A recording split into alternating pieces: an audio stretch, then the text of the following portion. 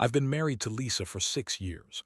We were the kind of couple that everyone envied, happy, stable, and the picture of perfect domestic bliss.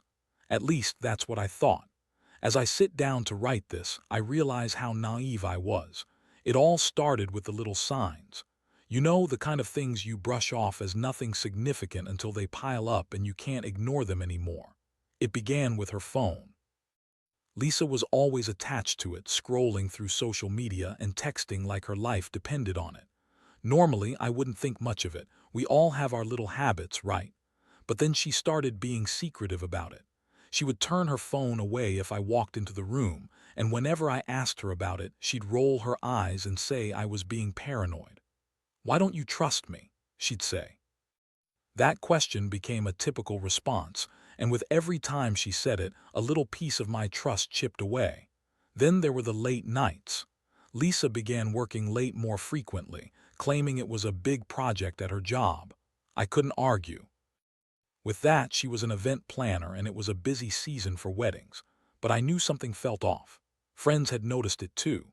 They'd ask me why I looked so tired and why Lisa wasn't around as much. I brushed it off, telling them she was just busy with work. But deep down, I felt that gnawing feeling that something was amiss. One Friday evening, after a particularly long week at work, I decided to surprise her by cooking dinner. I figured it'd be a nice break from her hectic schedule. As I was chopping vegetables in the kitchen, I heard her phone buzz on the counter. I picked it up, intending to hand it to her, but then I hesitated. I don't know why I did it, but I unlocked it. Maybe it was that gut feeling telling me to check. What I found made my stomach drop. There were messages from a number I didn't recognize, filled with flirty emojis and suggestive comments. They were clearly intimate, and it felt like a punch to the gut. My heart raced as I read through them, each message confirming what I had dreaded. "Can't wait to see you tonight," one read. "You make me feel alive," said another. My mind immediately jumped to conclusions. Who was this guy? What did he mean by tonight? I was shaking as I put the phone back down. I couldn't believe it. I had to confront her. The thought of her being unfaithful was unbearable, yet there I stood, holding this damning evidence. I waited for her to come home, my mind racing with a mixture of anger and heartache. The moment she walked through the door, I could tell something was off with her demeanor. She was smiling, blissfully unaware that her entire world was about to come crashing down. "Hey, babe," she said, beaming. "Hey," I replied, trying to keep my emotions in check. "We need to talk." The look on her face shifted instantly. It was like a switch flipped from joy to confusion. "About what?" I took a deep breath, trying to steady my voice. "I found some messages on your phone." Her eyes widened, and for a moment I saw panic flicker across her face. "What messages?" "Don't play coy with me, Lisa. You know exactly what I'm talking about." "Who is this guy?" She paused, taking a step back, and then began to mumble something. "It's not what you think, I swear." I felt the anger boil inside me. "Then what is it? Because from where I'm standing it looks like you're cheating on me." I'll never forget the look on her face as she attempted to come up with an excuse. "He's just a friend, okay? Nothing happened, I promise. You're being ridiculous." I could see her trying to spin this story, but I wasn't buying it. The words felt like knives piercing through my heart. I didn't know what to feel first, betrayal, anger, or sheer disbelief. I just stood there watching her lie through her teeth. In that moment, everything changed. The love I felt for her began to twist into something darker, something that demanded vengeance. How could she do this to me? To us? I had spent so long believing in her, in our marriage, and now this. It was like a dream turning into a nightmare. I began to plan my next steps, feeling the emotional storm brewing inside me. I didn't know what I wanted to do yet, but I was certain of one thing. If she thought she could get away with this, she was in for a rude awakening. What I didn't realize was that this was just the beginning of a long, tumultuous journey filled with heartbreak, anger, and ultimately revenge. After the confrontation, I felt like I was walking around in a fog. Lisa stood there, her facade cracked and her excuses weak. I had to escape that moment. The air felt thick, and the weight of betrayal pressed heavily on my chest. I needed space to think, so I grabbed my jacket and stormed out of the house, while Lisa called after me, pleading for me to listen. I drove aimlessly for what felt like hours, my mind racing with thoughts of her betrayal. I replayed the events over and over, struggling to accept what had happened. It wasn't just the infidelity that hurt. It was the lies, the deception, the feeling of being played for a fool. I found myself parked in front of a bar, the neon lights flickering like my shattered heart. I stepped inside, ordered a drink, and tried to drown out the chaos swirling in my mind. But alcohol only numbed the pain temporarily. As I sat there nursing my beer, the reality of my situation sank in deeper. I thought about the life we had built together, the vacations, the little inside jokes, the dreams of a future we had shared. All of it felt like a cruel joke now. I felt betrayed in a way that I never thought possible. That night I called my best friend, Jake. I needed someone to talk to, someone who would listen without judgment. He picked up on the second ring. "What's up, man?" he asked, but I could hear the concern in his voice. "Can we talk?" I said, my voice shaky. "Of course, I'm on my way." Within 30 minutes, Jake arrived. He looked worried when he saw me sitting in the dim light of the bar. I let it all pour out about the messages, the late nights, the confrontation. I could see his expression shift from concern to disbelief and finally to anger on my behalf. "Dude, I can't believe this. You deserve so much better," Jake said, seething. "You need to confront her again, this time get the truth." But I was ready for that yet. Instead, I poured out my feelings of betrayal and anger, reflecting on our marriage. I hated that I had to question everything now. I was filled with a desire for revenge, but I didn't know how to channel it yet. Jake understood my turmoil. "Look, man, take your time with this. Don't rush into anything. But when you're ready, let's come up with a plan." That night was a blur of anger and sadness. After a few drinks, I went home and found Lisa in bed, pretending to be asleep. I wanted to scream at her, to shake her awake and demand answers, but I realized that this would only lead to more fighting. Instead, I crawled into bed, turning my back to her and trying to block out the reality of what was happening. Over the next few days, I barely spoke to her. I went to work, came home, and avoided eye contact. She tried to initiate conversations, but I was stonewalling her. I felt like an emotional zombie, going through the motions while my heart ached. The tension was thick in the air, and the silence between us screamed louder than any argument could. During this time, I began to gather evidence. I started paying attention to her whereabouts and her phone habits. I couldn't shake the feeling that she was still lying to me. One afternoon, I took my lunch break and drove to the cafe she often visited. I wanted to see if I could catch her with this guy. I parked across the street and watched as she walked in, her head thrown back in laughter. It made me sick. After a few minutes of waiting, I saw him, a tall man with a charming smile and a confident demeanor. He had the kind of looks that made you want to punch him in the face, but it was the way he was leaning in close to Lisa that made my blood boil. They were chatting like old friends, and I could see her flirting back, flipping her hair and giggling at his jokes. In that moment, the reality of my situation struck me like a brick wall. This was more than just a mistake. She was actively choosing him over me. I couldn't take it anymore. I left my car and stormed into the cafe, my heart racing. As I approached their table, I could see the shock on Lisa's face when she recognized me. She quickly stood up, creating a scene that drew the attention of other patrons. "What are you doing here?" she stammered, her face pale. I looked at her and then at him, my jaw clenched. "I could ask you the same thing, but I think we both know why I'm here." Her eyes darted between me and him. "This is not what it looks like," she said, desperation creeping into her voice. "Oh, really?" "Because it looks like you're having a great time with your new boyfriend," I snapped. The guy tried to interject. "Hey man, back off," I cut him off. "You don't get to speak. This is between me and my wife." Lisa opened her mouth to say something, but words failed her. I could see the panic in her eyes. I had her right where I wanted her, vulnerable and exposed. I turned to her, my voice low and steady. "You need to choose, Lisa. Do you want to stay in this marriage, or are you going to continue this charade with him? Because I'm done with the lies." As I stood there, I could feel the weight of the world on my shoulders. I had sent a clear message, but deep down, I knew this confrontation wouldn't be the solution. I didn't want to just threaten to leave. I wanted to make her feel the consequences of her actions. I was ready to turn this situation into something she would regret. Little did I know, my plans for revenge were only beginning to take shape. After that confrontation in the cafe, everything escalated quickly. Lisa tried to mend our relationship, but the trust was shattered. It felt like trying to fix a vase that had been smashed into 1,000 pieces. I went home that day, furious and heartbroken, wondering if there was a way to turn the tides in my favor. I had spent too long being the good husband, the trusting partner. It was time for Lisa to feel the repercussions of her actions. In the following days, I collected any evidence I could find. I saved her texts, screenshots of her social media interactions, and even took notes on her whereabouts. I wanted to know every detail of this affair, not just to confront her, but to devise a plan that would ensure she would think twice before crossing me again. I kept my emotions bottled up, smiling through the pain and playing the part of the hurt husband while plotting my next move. Each time she came home, she would act as if nothing had changed, trying to bring back the normalcy we once had.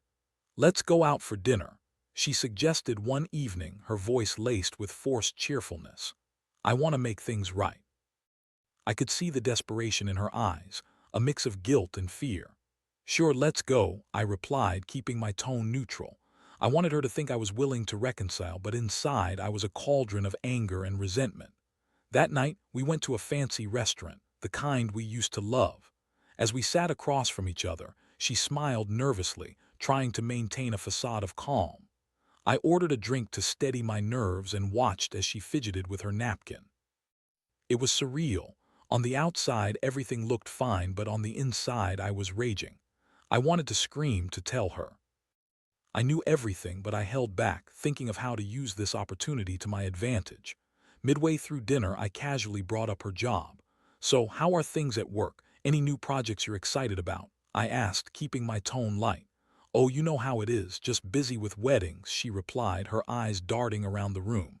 "It's that time of year." "Must be nice," I said, forcing a smile. "All those couples trusting you to make their big day special." I could see her shift in her seat, the tension rising like a tide. "Yeah, it's great," she said, her voice faltering slightly. "I love my job." As she continued talking, I decided to push a little further. "You seem to have a lot of connections in the wedding industry. I've noticed you're friends with a lot of officiants lately." Her eyes widened, and for a split second I saw fear. "Yeah, they're just colleagues. They help with logistics and planning." "Really? Just colleagues?" I leaned in closer. "I hope you've been careful, considering how easy it is for things to get complicated." She shot me a sharp look, and I could see the panic flicker across her face. "What are you suggesting?" "Just that I hope you're not getting too close to any of them. You know how things can spiral out of control." I placed my glass down, watching her carefully. "I'm not doing anything wrong," she snapped, her voice rising a little too high for comfort. I could feel a surge of satisfaction at her defensiveness. She was starting to feel the heat, and I knew I had her rattled. I had no intention of letting her forget that I was aware of her betrayal. The seed of revenge had been planted, and it was beginning to grow. Over the next few weeks, I began to put my plan in motion. I had learned enough about the wedding officiant who had crossed the line with Lisa. His name was Mark, a charismatic guy who had made a name for himself in the wedding scene.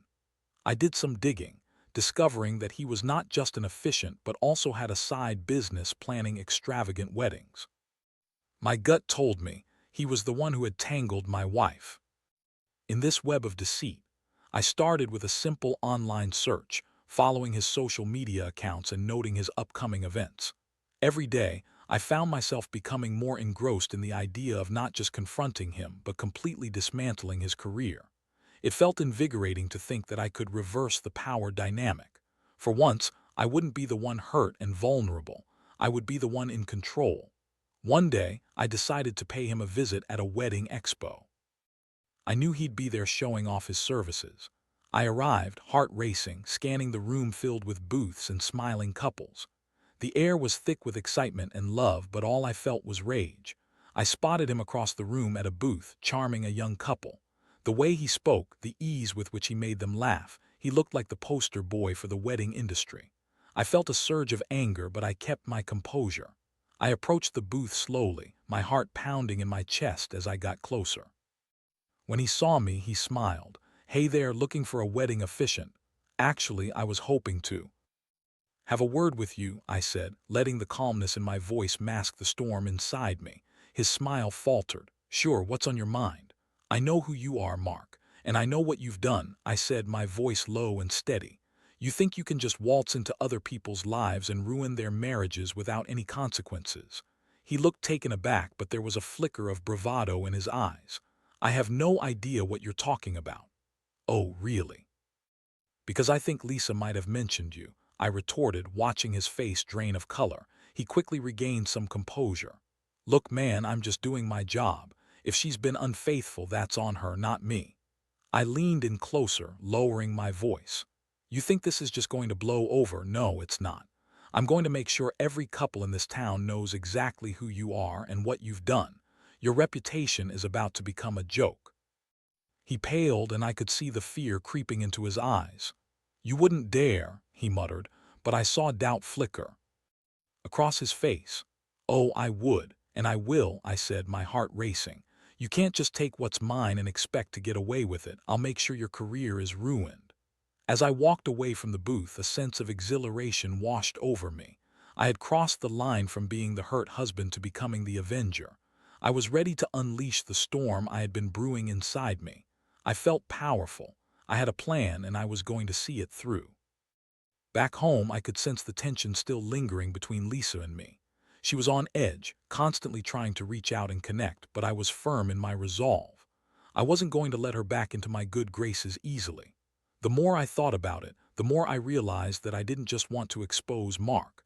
I wanted Lisa to understand the reality of her choices and the pain that came with betrayal. As I lay in bed that night, I felt a dark satisfaction. I was no longer the victim in this story. I was the architect of my own revenge. And I was just getting started. The days turned into weeks, and I became somewhat of a ghost in my own home. Lisa was trying her best to mend our relationship, but I maintained my distance. I made sure to play the part of the hurt husband while secretly executing my revenge on Mark. I wanted to ensure that his infidelity wouldn't just fade into the background. It needed to be a lesson for him and for Lisa. One evening, I started to gather more information about Mark. I spent hours online researching his business, looking through reviews and testimonials. I discovered he had a few complaints about his services, but nothing too severe. However, I also found out that he had some connections and was part of a local wedding planning network. This gave me an idea. If I could infiltrate that network, I could spread the word about his unprofessional conduct, tarnishing his reputation further. I reached out to a few couples who had worked with him, posing as an interested client. Hi, I'm considering Mark for my wedding officiant, I'd say, trying to sound casual. I'd love to hear your thoughts. Each response confirmed the man behind the charming exterior was not only unreliable, but also untrustworthy. One bride even told me she had a disagreement with him over the vows, and he had pushed her to compromise on her expectations. As I gathered more dirt, I began to craft a strategy. I didn't want to just ruin his career. I wanted him to feel the emotional weight of what he had done to me. I wanted him to be uncomfortable, to know that what he did mattered. I decided to leverage the local wedding planning network against him, making it clear that he was not someone to be trusted with any one special day. One night, while Lisa was out with her friends, I crafted a detailed email to the wedding network. I outlined my experience and mentioned Lisa's involvement, carefully emphasizing how Mark had preyed on a vulnerable woman in a committed relationship. I made sure to include the dates of their interactions and the context of their messages. I wanted to paint a vivid picture of what had happened, hoping it would land on the right ears. With my heart racing, I hit send. The email vanished into the ether, but in that moment, I felt a surge of satisfaction wash over me. I had taken control of the situation, and now it was time to watch the fallout unfold. Days passed, and I heard nothing. I kept waiting for the other shoe to drop, feeling both anxious and excited at the thought of Mark getting what he deserved. But then, out of nowhere, I received a phone call from one of the wedding network organizers. Hi, this is Rachel from the wedding planning community. I wanted to discuss your email, she said, her voice friendly but inquisitive. Sure, what's up? I replied, trying to sound casual though my heart raced. We take these matters seriously. I'm sorry to hear about your experience and we'd like to look into it further. Can you provide more details? I took a deep breath and gave her the specifics, recounting everything I had gathered. I felt a sense of vindication as I spoke, each detail reinforcing my resolve. Rachel listened intently, asking questions and taking notes. I appreciate you bringing this to our attention. We don't tolerate unprofessional behavior among our members, she said before hanging up. That night I couldn't sleep. I kept wondering what the network would do with the information I had provided. Would they cut him off? Would they publicly reprimand him? I was filled with anticipation, desperately wanting to hear that he was suffering the consequences of his actions. Meanwhile, Lisa continued to make efforts to mend our marriage. One evening, she suggested we see a marriage counselor, hoping to rebuild trust. I played along, but inside, I was still consumed with my plans for revenge. I didn't want to forgive her, not yet.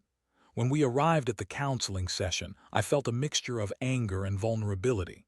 Lisa seemed hopeful, her eyes filled with tears as she recounted her side of the story, painting herself as the victim of her mistakes.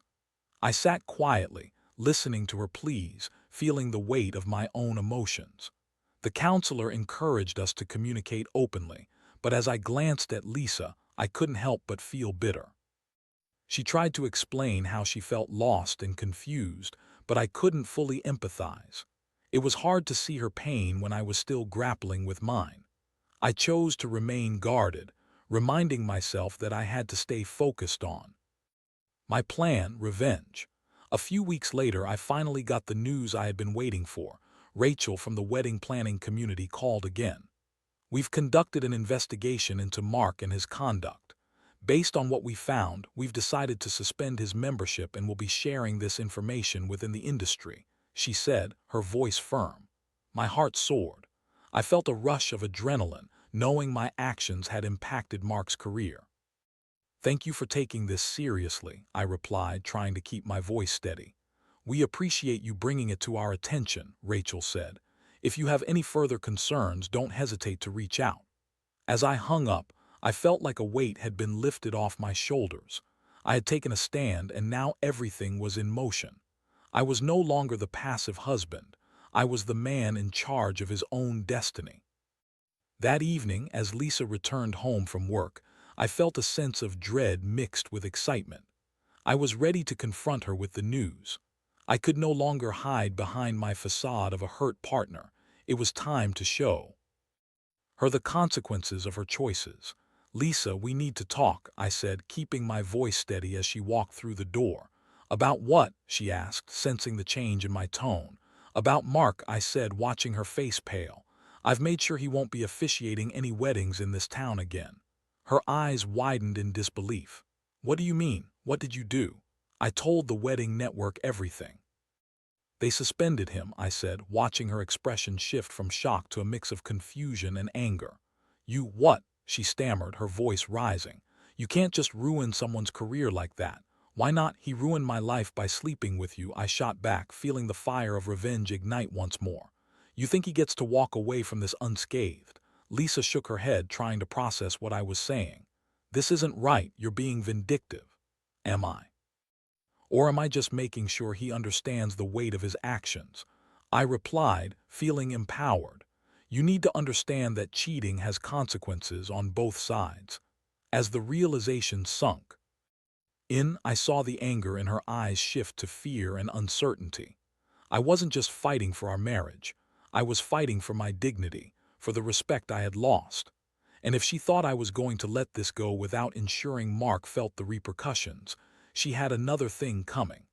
In that moment, I knew my plan was working, but I also realized that this was just the beginning of a deeper confrontation.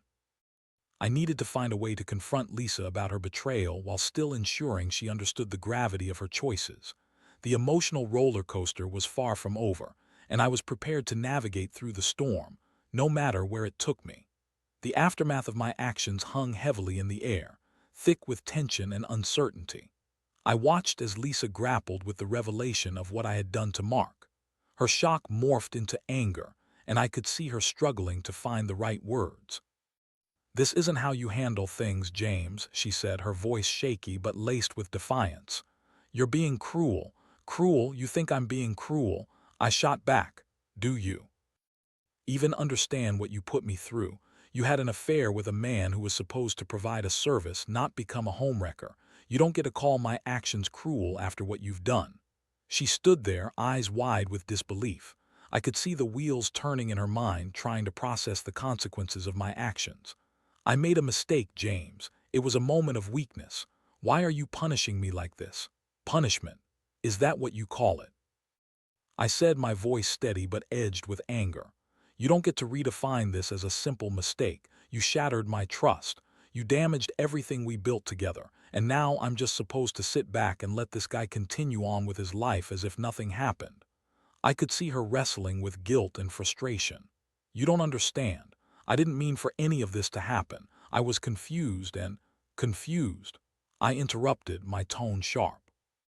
"Confused is not an excuse for betrayal, Lisa. You could have come to me. You could have talked to me about whatever was bothering you, but instead you chose to betray me." She looked away, her eyes glistening with unshed tears. "I know I messed up. I regret it every day." "Do you?" I asked, my voice dropping, the intensity of the moment settling around us. "Do you truly regret it, or do you regret the consequences? Because there's a big difference." In that moment, I realized that I was at a critical juncture. I could feel the anger inside me simmering, but I also had a choice to make. I could either let this rage consume me or use it to steer us toward a deeper understanding of what had happened. Perhaps it was time to lay everything bare and face the truth, not just about Mark, but about us. "Do you love him?" I asked, the words escaping my lips before I could stop them. "What? No," she exclaimed, her voice rising again, disbelief written all over her face. "It wasn't like that." "Then what was it like, Lisa?" I pressed, leaning in. "Was it just about the thrill? The attention? You tell me how you could risk everything we built just for a few moments of fun." She stared at me, her expression a mix of despair and regret. "I don't know. I felt lost and he made me feel wanted. I didn't think it would lead to this." "Lost," I echoed, the word hanging heavy between us. "Have you really thought about what that means? You didn't think about the consequences. You didn't think about how it would hurt me. You were so caught up in your own feelings that you didn't stop to consider the impact of your actions." The silence that followed was deafening. I watched as she sank down onto the couch, her shoulders slumped in defeat. "I'm sorry, James. I really am. I made a terrible mistake. I need you to understand the gravity of what you did, Lisa. I need you to truly grasp that you betrayed my trust," I said, trying to keep the flames of anger at bay. "And now, because of your actions, I've put Mark's career on the line. I'm not proud of that, but I felt like I had to do something." She looked up at me, the sorrow in her eyes palpable. "You're right, I was selfish. I was caught up in my own mess and I didn't stop to think about you. I can't believe I put you through this." "Believe it," I replied, my resolve hardening. "This isn't just about him anymore, it's about us. I need to know if you're willing to fight for this marriage or if you're just sorry because you got caught." The question hung in the air and I held my breath, waiting for her response. I needed to know where her head was at. Was she willing to fight for our marriage, or would she continue to let her selfish desires dictate her actions? "I want to fight for us," she finally said, her voice trembling. "I'll do whatever it takes to make this right. I know I messed up, but I love you and I want to rebuild what we lost." "Do you really mean that?" I asked, my voice softer now. "Because it's going to take work. It's going to take time and it's not going to be easy. You can't just say you want to fix things. You have to prove it." "I will, I promise," she said, her face earnest. "I'll go to counseling. I'll do whatever it takes to show you that I'm committed to making things right." I studied her face, searching for any hint of insincerity, but all I saw was determination mixed with fear. It was a start, but I wasn't ready to let my guard down completely. Trust, once broken, doesn't come back easily. I needed to protect myself while also finding a way to heal. "Okay," I said, my voice steady. "Let's take it one step at a time. But I need you to understand that I can't just forget what happened. It's going to take time for me to heal, and I need you to be patient with me." "I will," she said, tears streaming down her cheeks. "I want to make this right, James. I'll do anything." It wasn't a perfect resolution, but I felt a flicker of hope. Maybe we could find our way back to each other. But as I watched her cry, I couldn't shake the feeling that the road ahead would be fraught with challenges. I had to keep my resolve strong, not just for myself but for the future of our marriage. As the days passed, I focused on rebuilding the trust between us. We began attending couples therapy together, diving deep into the issues that had led us to this point. Lisa expressed her remorse, and I found myself grappling with my own emotional turmoil. But in the back of my mind, I couldn't shake the thought of Mark. I had taken action against him, and while I was initially filled with satisfaction, I started to question if my revenge was justified. I had crossed a line, and now I had to live with the consequences of that decision. Little by little, I began to realize that my desire for vengeance was rooted in my pain. I needed to let go of that anger to truly heal. It wasn't easy, but I started to shift my focus from revenge to recovery. Maybe if I could forgive, I could also find a way to forgive myself for the actions I had taken against Mark. As I reflected on this journey, I understood that healing would require both Lisa and me to be vulnerable. I wanted to rebuild, but I also had to confront the man who had played a role in tearing us apart. The road to recovery would be long, but I was determined to see it through. I wanted to reclaim my sense of self and find a way to move forward, not just as individuals but as partners. It was time to forge a new path, one built on honesty, trust, and mutual respect. But I knew deep down that the echoes of betrayal would linger. The shadow of Mark's actions would always be there, reminding me of the pain, but it was up to me to decide whether to let it define my future or to rise above it. And as I prepared for the next chapter, I knew I had a choice to make, to embrace healing or to cling to the past. The journey ahead would be a true test of our commitment to one another, but I was ready to face it head-on. As the weeks turned into months, Lisa and I continued our counseling sessions, slowly chipping away at the walls that had built up between us. Each session revealed deeper layers of our relationship, layers that had long been obscured by misunderstandings and unspoken grievances.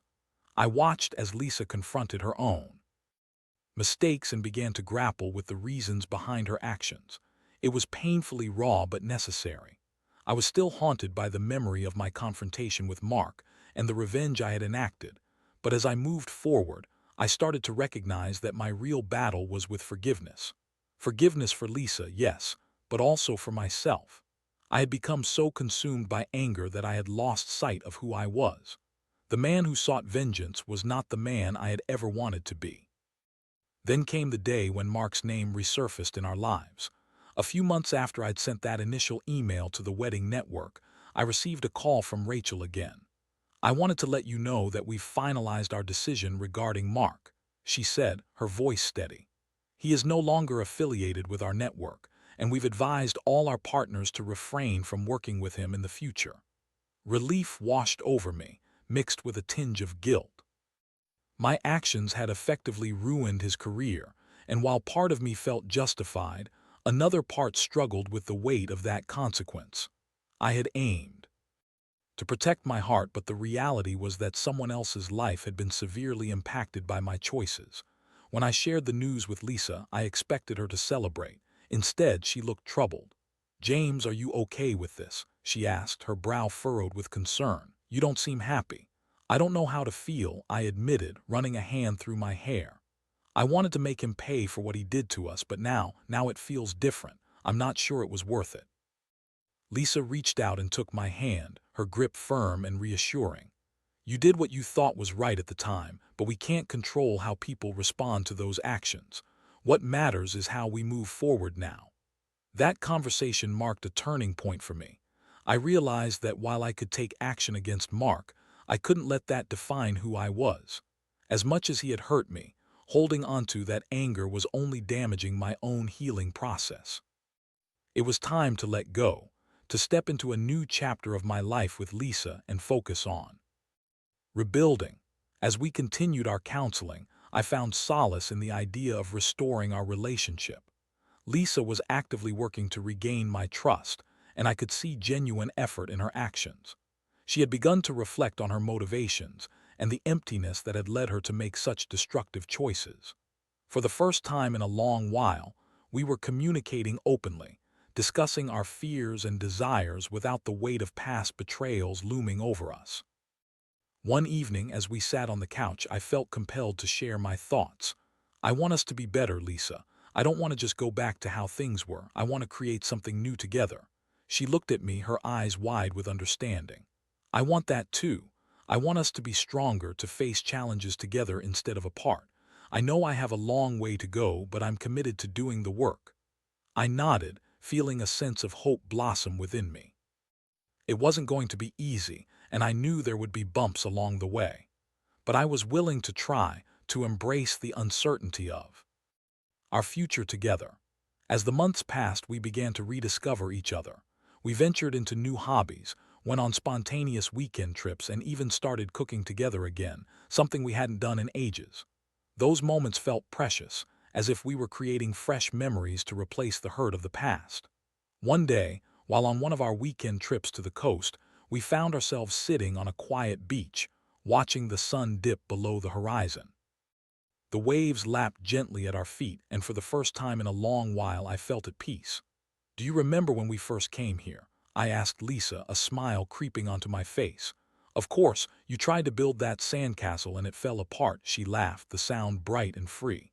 "And then you blamed the tide." "I did not," I protested, playfully nudging her.